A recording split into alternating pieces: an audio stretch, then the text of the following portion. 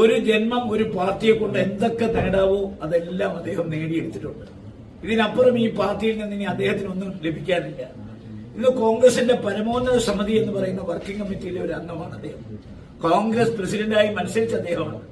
മാത്രമല്ല അദ്ദേഹത്തിന് ഇന്ന് കോൺഗ്രസ് ഏറ്റവും നല്ലൊരു കമ്മിറ്റിയാണ് കൊടുത്തിരിക്കുന്നത്. ക്യാബിനറ്റ് പദവിയുള്ള ഒരു കമ്മിറ്റിയുടെ ചെയർമാനാണ് അദ്ദേഹം. അപ്പൊ ഇതിൽ കൂടുതലൊന്നും അദ്ദേഹത്തിന് ചെയ്യാനില്ല.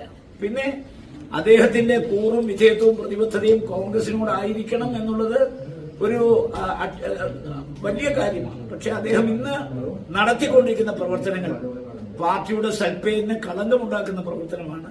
പക്ഷെ അദ്ദേഹം ഒരു രക്തസാക്ഷി പരിവേഷം നേടിയെടുത്ത പാർട്ടിയിൽ നിന്ന് പുറത്തു പോകാൻ ശ്രമിക്കുമ്പോൾ അത്തരം ഒരു പരിവേഷം കൊടുക്കാൻ ഞങ്ങൾ തയ്യാറല്ല. അതുകൊണ്ട് അദ്ദേഹത്തിന് വേണമെങ്കിൽ സ്വയം പാർട്ടി വിട്ടു പോകാം. പക്ഷെ പാർട്ടിയിൽ നിന്ന് പുറത്താക്കി ഒരു രക്തസാക്ഷി പരിവേഷം ഉണ്ടാക്കി പോകാമെന്നുള്ള വ്യാമോഹം നടക്കുന്ന പ്രശ്നമില്ല.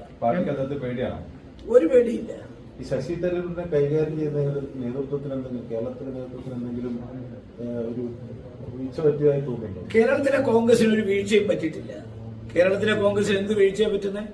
അദ്ദേഹം കോൺഗ്രസ് പ്രസിഡന്റ് സ്ഥാനത്തേക്ക് മത്സരിച്ച ആളാണ്, വർക്കിംഗ് കമ്മിറ്റി മെമ്പറാണ്.